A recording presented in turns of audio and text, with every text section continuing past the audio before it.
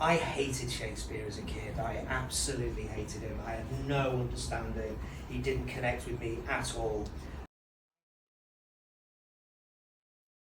You know, we've all been taught it by terrible teachers who sit at the front of a class in a Scarborough secondary school and mumble Macbeth, which was always the play, mumble Macbeth over a period of 6 weeks, and they expect us to be thrilled by it. And I didn't really understand why. It had no connection to me whatsoever, and I only started to understand Shakespeare when I got on my feet with it.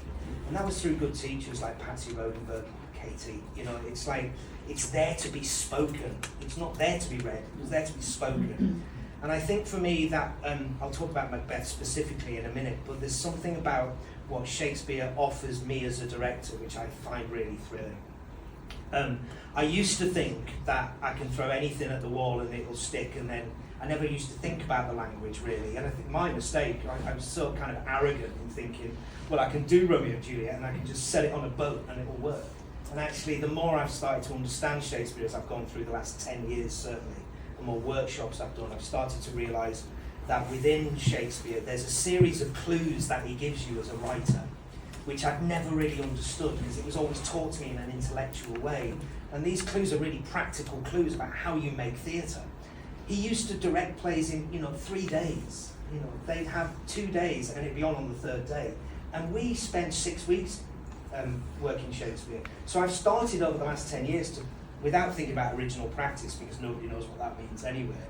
But there's something about what an ensemble needs to achieve when it comes to Shakespeare, about the storytelling of being within an ensemble. Macbeth, personally, I've never done it. I've done bits of it here and there, and I've never really wanted to do it, if I'm honest, in the sense of I've never known what to do with it.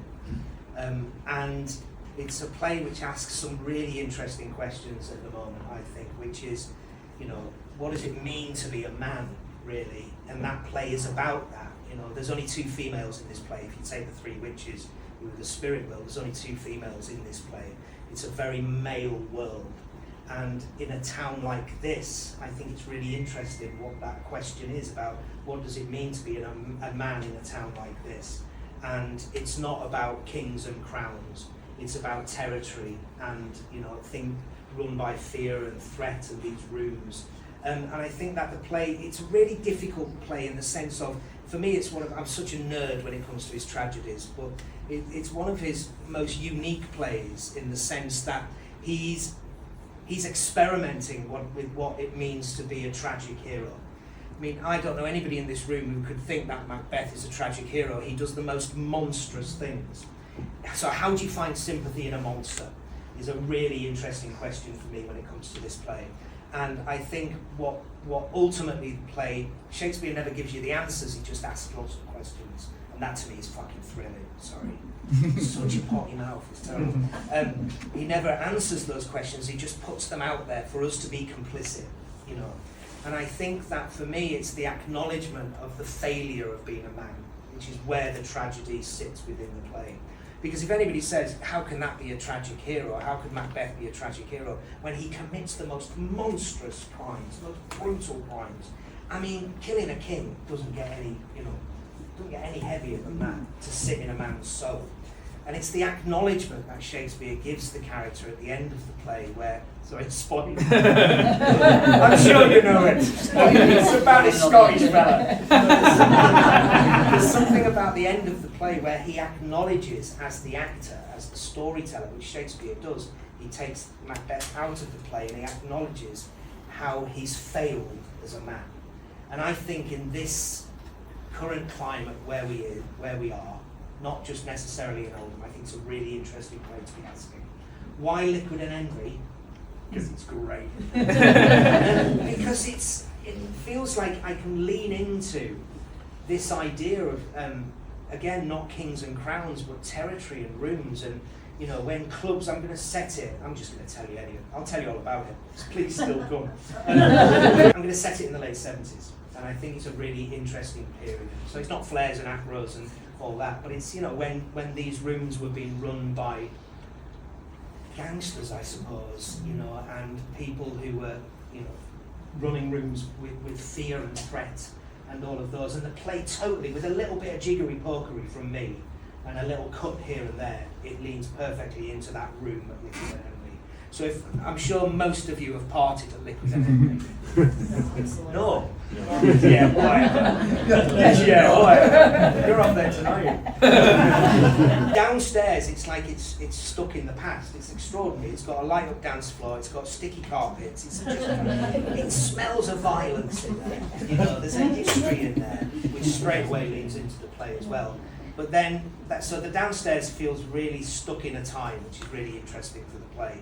But then upstairs, which I hope to be able to use as well, so I'm hoping to take over the whole club, is really desolate and barren. So it really helps the storytelling, because the final 2 acts of the play are all that, you know, everything's desolate and barren, and it's just a man, you know, who's kind of lost his soul. So it's a really nice venue that leans into the play. And I have to say that they've been amazing there, haven't they? They've been incredible. They've fallen over themselves to help us and to facilitate us. And it's they're really excited about opening the doors to a new group of people, you know, and for it being used to a different thing. There's been no questioning of it at all. And I think it's nice for us as well, isn't it, that we're able to step up. Like the capacity, we're able to do we're able to do things for a lot of people in a room, and that to me is one of the greatest gifts that theatre gives us. Yeah. So I think, you know, the work that's going on elsewhere is really exciting when it comes to the old Coliseum, but also just that upscaling in production is really exciting. So to have Siobhan, she's called, Liquid and Emily, who's so excited about it. It's kind of brilliant, you need that, you know, so I think there's an intrigue around it, which is fascinating. Yeah. But I wouldn't be doing it, I genuinely wouldn't be doing it. I mean, we've talked about loads of other venues to do it, but it feels incredibly important that it's not just crowbarring a play into a nightclub. No. We could do it anywhere, you know. I think what you say about territory, isn't it? It feels, that feels absolutely it, about like running a place and who runs it and how.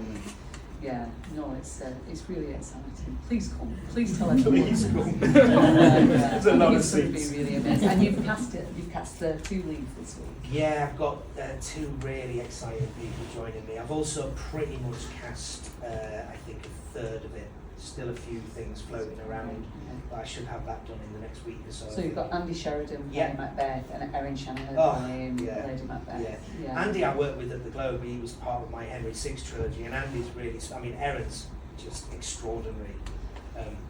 But Andy's a really, both of them have done quite a lot of the Royal Exchange. You might have seen them and stuff there. Andy's really interesting. I did the Henry VI trilogy at the Globe, which was all 3 plays in one day, which was 9 hours. A long day that.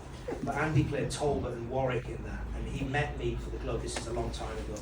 He met me, and the first thing he said to me was, "I've never been in an audition for a Shakespeare." Isn't that mad? Good, proper Mank, and he's a bit dangerous. Yeah, he's really. He's really like wiry and dangerous and a bit sort of like unpredictable. Yeah, it really is. Yeah, and Erin's a little bit sort of, she's quite eccentric, isn't she? She's beautiful but quite eccentric. They'll be really interesting. And they both wanted to work with each other for years, and I never knew that. That's a proper happy accident. Yeah. No, I can't wait to get in the room with that play with them too. And that's and it's opening in October. Yeah. Yeah. Soon. Ages. Ages. I think we get. She's supposed to do it 3 days. We got that. Exactly. We go into rehearsals in a month, and then we open mid-October.